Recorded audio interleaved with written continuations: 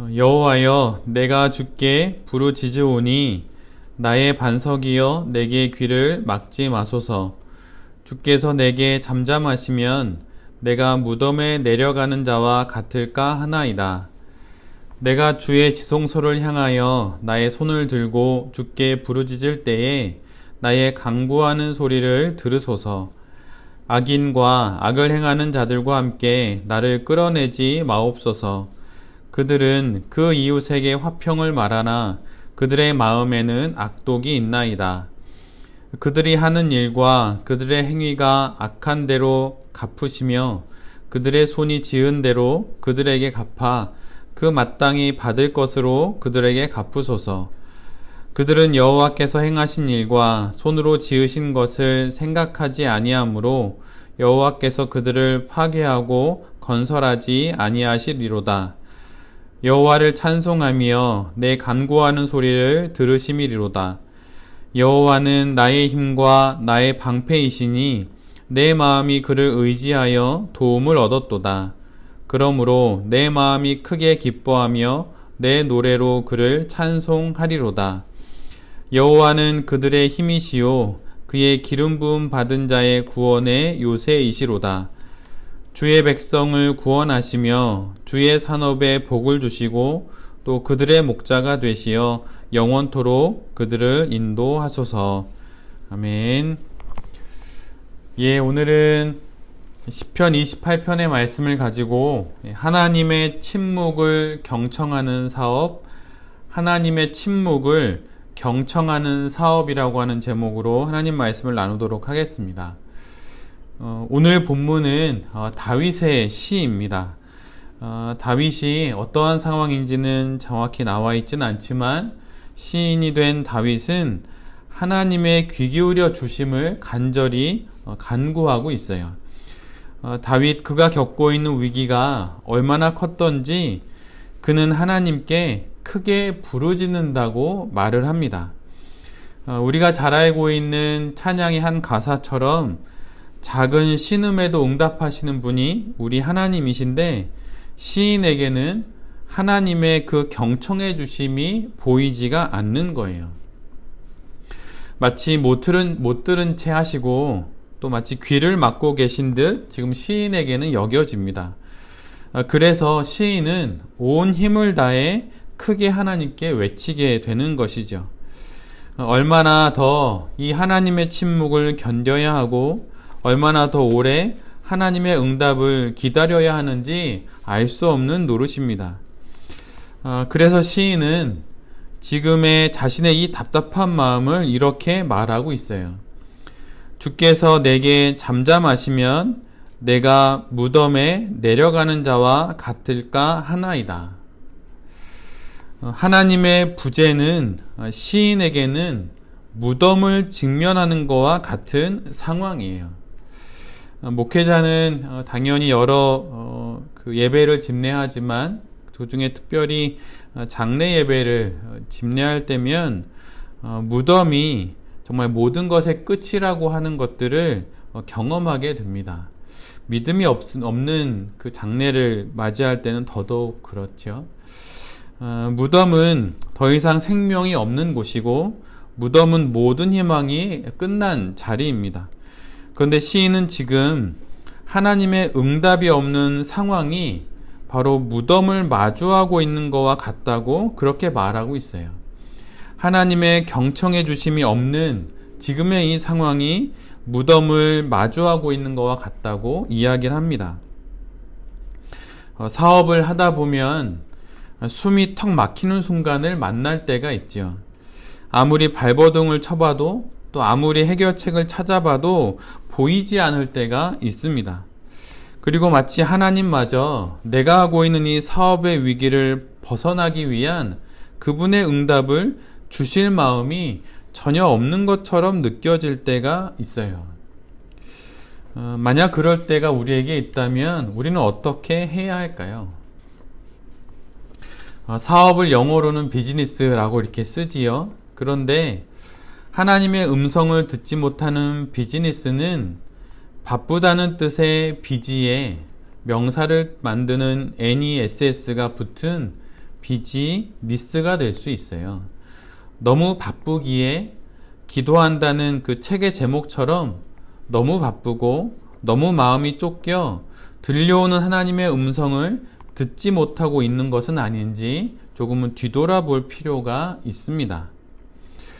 하나님의 침묵을 경험한다는 것은 내가 내 영혼을 돌아볼 시간도 없이 일하는 것일 수도 있어요. 아니면 너무 한쪽으로 치우쳐져서 하나님의 음성을 들으려고만 하는 것일 수도 있습니다. 성도의 하나님을 향한 경청은 그분의 음성을 마음으로 듣는 것이기도 하지만 더 넓게는 그분의 침묵도 경청하는 것을 포함합니다. 문제 해결에 너무 많은 시간 몰두하다가 정작 매일의 삶에 있어야 하는 하나님을 향한 경청이 사라지니 마땅히 경청해야 할 하나님의 침묵이 무덤처럼 느껴지는 것이죠. 하나님의 침묵을 경청한다는 것은 당면한 문제의 해결책을 듣는 것을 넘어서서 우리에게 가장 가치 있는 것을 듣는 그런 과정이에요. 바로 하나님, 바로 그분 자체를 만나는 것, 그것이 바로 하나님의 침묵을 경청한다는 뜻이죠. 우리가 겪는 사업적 위기에서 우리가 회복되어야 하는 것은 하나님에 대한 경청입니다. 수많은 문제에 대한 해답 이전에 잊어버린 하나님에 대한 경청, 하나님의 현존에 대한 경청, 이것이 바로 우리에게 회복되어져야 하는 것이죠. 그리고 이것이 바로 하나님의 침묵에 대한 경청이기도 한 것이에요. 하나님의 침묵에 대한 경청으로 우리는 우리 사업에서 가장 가치 있는 것이 무엇인지 다시 확인하게 됩니다. 모든 생이 끝나는 무덤 앞에서 인생을 뒤돌아보고 다시 인생의 가치를 찾는 것처럼 우리는 하나님의 침묵 앞에서 우리가 사업을 하는 이유, 우리가 이 사업을 통해 종국에 이루게 될 일의 가치를 다시 한번 발견하게 되는 것이죠. 그래서 하나님의 침묵은 우리를 그렇게 가장 가치 있는 길로 인도하는 그분의 은혜의 방편일 수 있어요. 그래서 사업가라면 더욱 하나님의 침묵을 경청할 줄 알아야 합니다. 하나님의 침묵을 경청하게 되면 숨가쁘게 돌아가는 눈에 보이는 현실과 또 점점 거세지는 외부의 압박, 그리고 수많은 사업적인 충돌들 속에서 그것들을 넘어서는 가치 있는 것들을 듣게 되는 것이죠. 그럴 때 비로소 거기에서 사업을 할 수 있는 힘과 내가 하는 사업의 의미와 가치를 다시금 발견하게 되는 겁니다. 그리고 그것이 실마리가 되어서 다시 인생을 살고 또 사업을 이어서 할 수 있는 것이죠. 벌써 한 해가 저물어가는 또 12월이 되었습니다. 또 봄, 여름, 가을이 지나서 겨울이 되었지요. 그런데 이렇게 계절이 변하듯 또 자연도 때가 되면 변하는데 자연은 늘 침묵 중에 자라는 법이에요. 자라나는 자연이 나 지금 열매 맺습니다. 나 지금 이제 가을을 맞고 있어요. 이렇게 전혀 말하고 있지 않지요. 그냥 침묵 중에 그냥 자기가 해야 할 삶을 살면서 자라게 되는 거예요. 우리의 사업 역시 마찬가지입니다. 하나님의 침묵 중에 우리의 사업은 다시 방향을 잡고 또 제대로 성장하고 성숙하게 되는 것입니다. 그러기에 하나님의 침묵은 채워야 할 결핍이 아니라 우리를 인도하시는 그분의 부드럽고 조용한 그분의 선한 손일 수 있는 것이죠.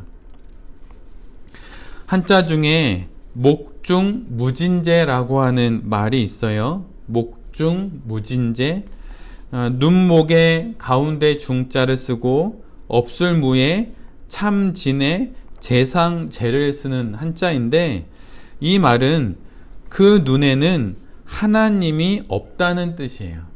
달리 말하면 안중에 신이 없고 내 눈에는, 내 인생에는 하나님이 없다, 이렇게 말하는 게 말 그대로 목중무진죄라고 하는 것이죠. 그런데 악인들이 보는 세상은 바로 이런 세상이에요. 하나님이 없다는 거죠. 그래서 하나님이 계심에도 불구하고 없다 여기고 하나님을 없인 여기게 됩니다.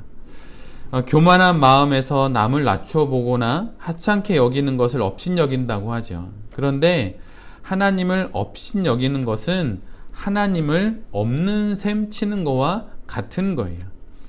하나님을 믿지 않는 자들에게는 하나님의 침묵이 세상 돌아가는 모든 일에 아무런 신의 손자국을 볼 수 없을 때 느껴지는 그 하나님의 침묵이 하나님이 존재하지 않으신다는 증거가 될지 모르지만, 믿는 우리들에게는 귀로만 듣던 하나님, 눈으로만 보던 하나님을 넘어서는 그곳에도 하나님이 계시다고 하는 것을 알게 되는 그런 은혜의 기회일 수 있다고 하는 것이죠.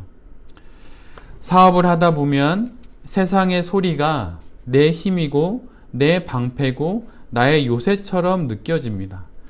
그럴듯한 말이 내 사업을 일으키고 또 새롭게 할 기회처럼 들려올 수 있어요. 그러나 그 어떤 세상의 소리도 하나님의 침묵을 배경으로 하지 않으면 그 모든 것은 소음에 불과해요.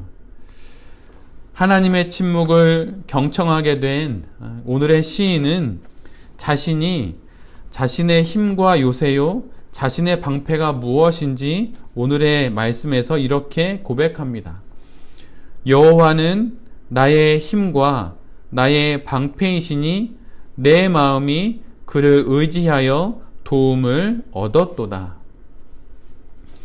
하나님의 침묵을 경청하게 된 다윗은 자신이 지금 하나님으로부터 버림받거나 외면받은 것이 아니라 오히려 힘이 되시고 방패가 되시고 요새가 되시는 그 하나님 앞에 서 있다는 것을 깨닫고 있어요. 하나님의 침묵이 마치 자신을 무덤 앞에 세워놓은 것처럼 여겼던 다윗이 잘 하나님의 침묵을 경청해 보니 하나님이 지금 내 앞에 계셔서 나를 요새처럼 지켜주시고 나를 방패처럼 막아서서 보호해 주신다고 하는 것을 깨닫게 된 것이죠. 그래서 오늘 시의 맨 마지막에 대단원의 막은 이렇게 끝나게 됩니다. 메시지로 그 부분을 읽어 드릴게요. 하나님은 자기 백성에게 최고의 힘, 택하신 지도자에게 드넓은 은신처가 되십니다. 주님의 백성을 구원하시고 주님 소유된 자들에게 복을 내리소서. 그들을 보살피시고 선한 목자와 같이 그들을 이끌어 주소서. 우리 사업의 최고의 힘은 하나님입니다. 사업적인 환경과 또 그 환경의 공공함 가운데 우리가 피할 은신처는 오직 하나님이에요. 그러기에 하나님의 침묵을 두려워할 필요는 결코 없습니다. 그것은 무덤 앞에 서 있는 것이 아니라 지금껏 눈으로 보아야만 확인이 되었고 귀로만 들어야만 확인이 되었던 그 하나님을 넘어서서 더 크신 하나님이 계시다고 하는 것을 알게 하시고 그 하나님을 만나게 하는 시간이 되는 것이죠. 여러 사업적인 어려움과 또 좀처럼 변화되지 않는 나의 성품과 또한 여러 환경들 가운데 하나님의 침묵을 경청할 수 있는 모든 베레베 성도님들이 되시기를 간절히 빕니다.